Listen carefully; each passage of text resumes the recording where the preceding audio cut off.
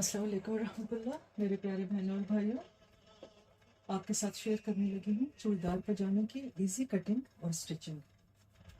चूड़ीदार पजामा बनाने के दो तरीके आते हैं मुझे। एक तरीका तो है कि जो थोड़े कपड़े में से बनता है वो एक तकिए की तरह सी के थैले की तरह, और उसको फिर कटिंग करते हैं। लेकिन वो जब कम कपड़ा हो और वो ज़रा ज़्यादा टाइम भी लेता है। पहले पुराने ज़माने में वही बना करता था, कपड़ों के बार भी छोटे होते थे और कपड़ा भी बहुत हिसाबी आया करता था। अब हमने ये एक आसान तरीका अपना लिया है। कपड़े को आप डबल फोल्ड करें। ये अराउंड 2.25 गज कपड़ा है। ये देखिए, हमने इसको डबल फोल्ड किया, फिर कोने से पकड़ के एक और फोल्ड कर दिया।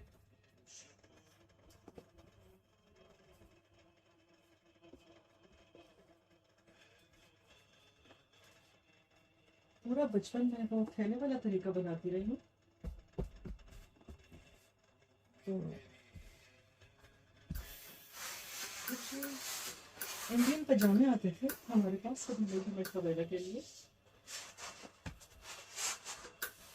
तो उसमें से मैंने ये तरीका सीखा,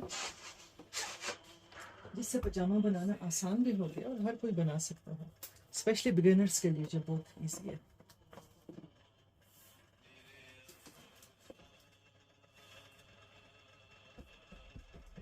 अच्छा, पांचा हमें चाहिए 4.5 इंच। सबसे पहले पांचे का नाप कर लेंगे। यह है 4.5 इंच। एक सीधी लकीर कर लें।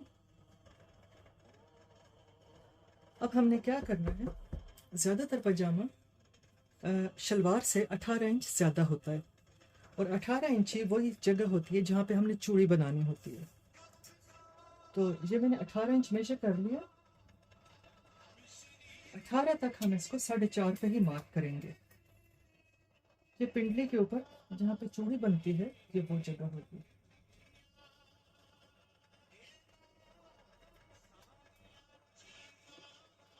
अब हमने इसकी टोटल लेंथ लेनी है। अगर आपके कपड़े की लेंथ बार कम है तो आप इसके ऊपर बेल्ट भी डाल सकते हैं। सबसे इजी चीज़ तो यही है एक्चुअली, कि हम इसके ऊपर बेल्ट डालेंगे। अच्छा, अब इनकी शलवार का नाप है 36, तो मुझे इसमें 18 ऐड करने हैं। 36, 36, 39, 40, 42 और 52।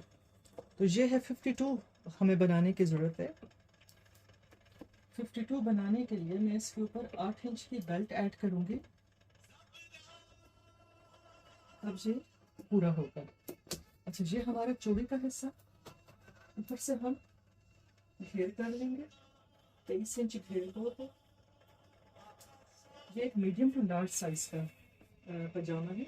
8 इंच बेल्ट का हिसाब फालतू छोड़ें।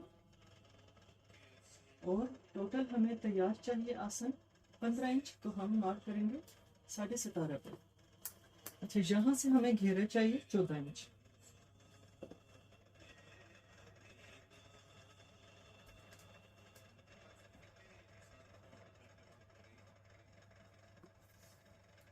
अब हम इसको हाथ से मार्क करेंगे। अगर आपके पास थाई का साइज है तो थाई के प्रॉपर इंचेस के साथ 2 इंच और ऐड करें, और फिर वो वाला नाप यहाँ से ले लें।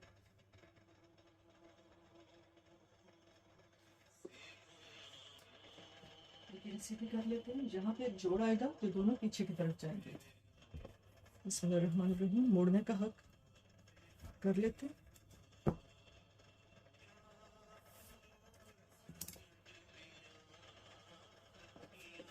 ध्यान रखिएगा, हमने इस माप से कटिंग नहीं करनी, हमने 1 इंच छोड़ के कटिंग करनी है।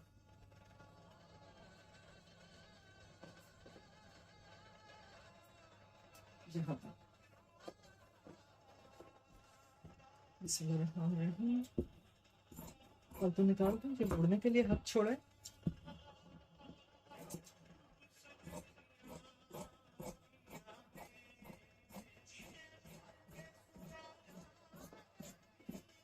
इस तरीके से अगर आप पजामा बनाएंगे तो बहुत इजी होगा आपके लिए भी।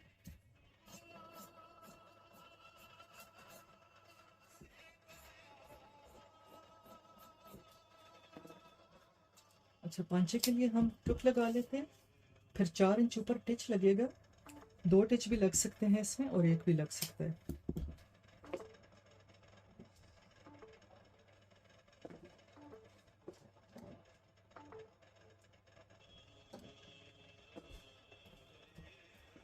अब ये देखिए, ये जो हमारे पास बचा है, इसके अंदर हम इसी रुख का कपड़ा ऐड करेंगे। जैसे कि ये कन्नी है तो हमने कन्नी वाला कपड़ा ही ऐड करना है। कोई मुझसे बहुत डेस्परेटली कॉल पे बात करना चाहते हैं तो मैं कॉल अटेंड करके फिर वापस आती हूँ। मेरी फ्रेंड की कॉल थी, वो काम से ब्रेक हुई उनकी, तो उन्होंने साथ मुझे कॉल करी। अब मैंने उन्हें कहा कि आप रुके थोड़ी देर, मैं वीडियो कंप्लीट करके फिर आपसे बात करती हूँ। अच्छा जी, ये हमने इसके नीचे बिछा लिए। अब इसके बराबर बराबर हम चुप कटिंग कर लेंगे।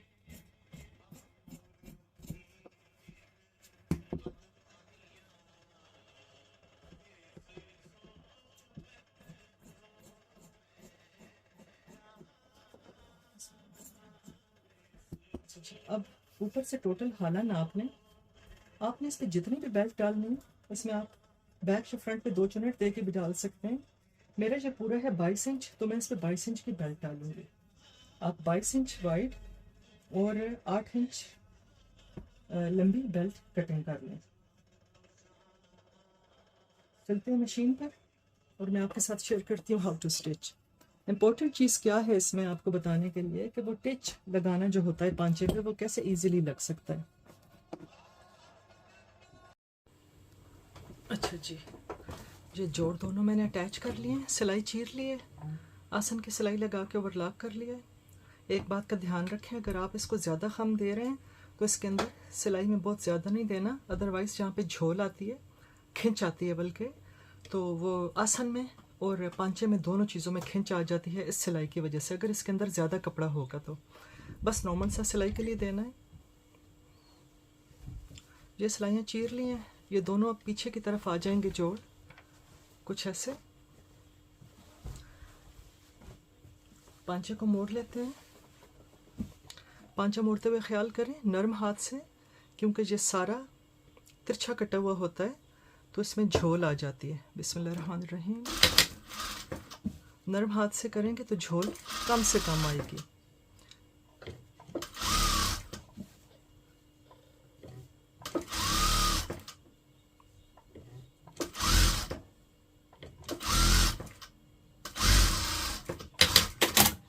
अब इसके ऊपर हम बेल्ट अटैच कर लेते हैं।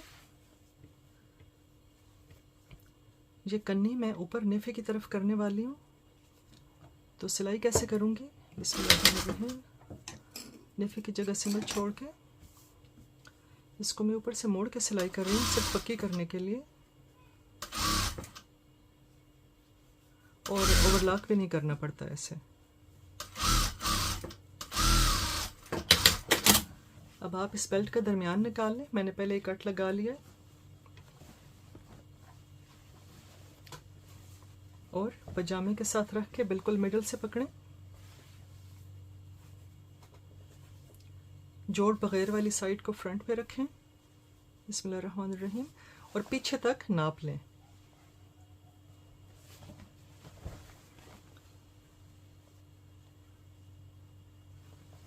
पीछे वाले जोड़ से हम सिलाई लगाना शुरू करेंगे। कपड़े के रुख का ख्याल करें, जिस तरफ ये आयरन से मुड़ा हुआ है उसी तरफ इसको उंगली से दबा के एक पैर की सिलाई लगा लें। ऐसे ही राउंड सारी बेल्ट आप अटैच कर लें और इसको ओवरलॉक कर लें। बेल्ट अटैच कर लिए, इसको ऊपर से हम बैक साइड से पकड़ के एक कंकर की सिलाई लगाएंगे, ये जोड़ बेल्ट की तरफ मोड़ के। बिस्मिल्लाहिर्रहमानिर्रहीम। आप चाहें तो कंकर की सिलाई लगाएं, चाहें तो आधे पैर की लगाएं। पूरी बेल्ट में ये सिलाई घुमा लें।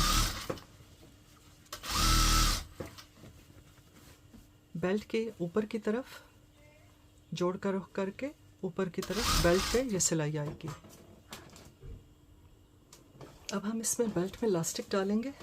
14 इंच इलास्टिक हमें चाहिए। ट्राउज़र को पजामे को हम सीधा कर लेंगे। उल्टी साइड से इलास्टिक ज़रा लगाने में मुश्किल होती है। इलास्टिक को दरमियान से पकड़ के सिलाई से पकड़ कर लें।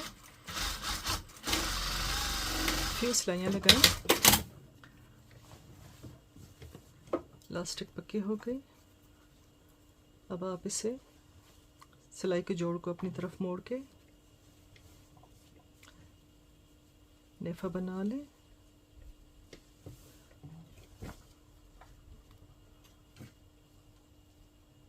इस सिलाई से शुरू करेंगे तो हिसाब सही रहेगा। बिस्मिल्लाहिर्रहमानिर्रहीम। कन्नी वाले कपड़े में ऊपर की तरफ नेफे में चुनट आ सकती है, इसलिए ज़रा ध्यान से ऊपर वाला नरम रख के। मैंने कन्नी इसलिए ऊपर की है कि कन्नी में थोड़ी सी खिंच होती है तो चुनट काम आती है।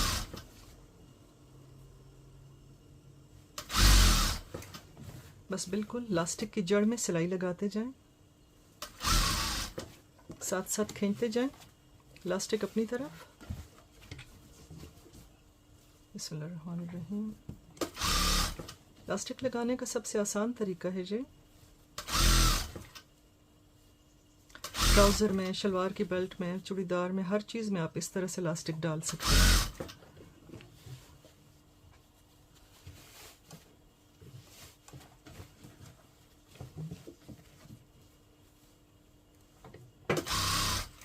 ऐसे ही राउंड पूरी घुमा लें।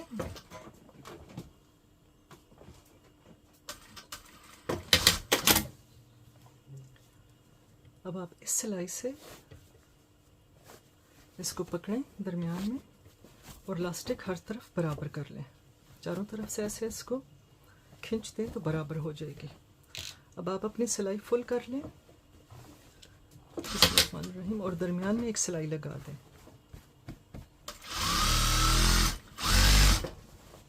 इस तरह इलास्टिक पक्की हो जाएगी और घूमेगी नहीं। अगर ये सिलाई ना लगाएं तो इलास्टिक नेफे में घूम जाती है। और जब कभी सीधी शलवार में इलास्टिक डालनी होती है तो उसके ऊपर ये सिलाई नहीं लगा सकते। फिर हम क्या करते हैं, जहाँ जहाँ जोड़ होते हैं कलियों वगैरह के, और उसके अंदर हम जड़ में सिलाई लगा देते हैं। 4-5 सिलाइयाँ लगा देते हैं तो फिर इलास्टिक रुक जाती है।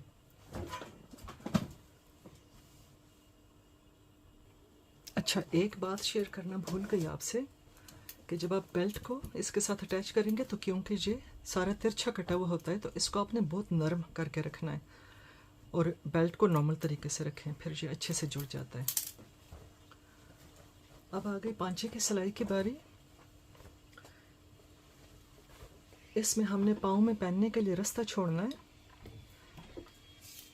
आसान तरीका आपके साथ शेयर कर रही हूँ। आप यहाँ से सिलाई शुरू करके 4.5 के हिसाब से इन दोनों को अलग-अलग मोड़ भी सकते हैं और फिर टिच लगा सकते हैं, लेकिन ये ज़्यादा आसान तरीका है। 4.5 पे एक मार्क कर लें, दूसरा मार्क भी 4.5 पे कर लें। यहाँ पे सिर्फ एक टक लगाएं बस। अब सिलाई यहाँ से शुरू करें। आप जितना ओवरलॉक के लिए आपने छोड़ना है वो अंदर दें, पक्का करें इसे।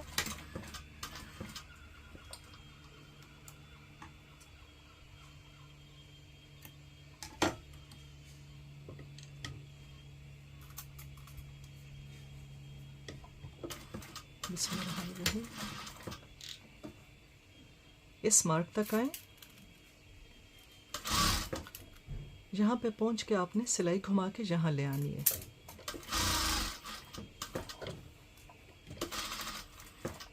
अब आप यहाँ से ऊपर की तरफ मुड़ के जाएंगे और बाकी सिलाई पूरी कर लेंगे। जितना आपने अंदर देना है उस पर पहले मार्क कर लें। मैंने 1 इंच अंदर देना है।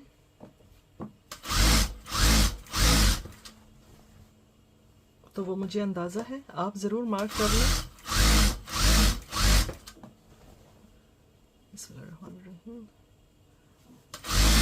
इन जोड़ का फिर से ध्यान करें, जिस तरफ ये आयरन से बैठे हुए हैं उसी तरफ उन्हें मोड़ के ऊपर से सिलाई लगा लें। जहाँ पे आके सिलाई ख़त्म करें और दूसरे पांचे को भी बिल्कुल इसी तरह सिलाई करते हुए आके आसन के इस जगह पे एंड कर दें, तो ये बीच की सिलाई भी पक्की हो जाएगी। देखिए पांचे को सीधा कर लिया है, ये बीच में आपको स्पेस नज़र आ रही है, और यहाँ पे हमने वो पक्का टांका लगाया था। अब हम इसको यहीं से ऐसे ही पकड़ के आयरन से बिठा लेंगे और ये निकाल के सिलाई यहाँ पे टिच लगा लेंगे।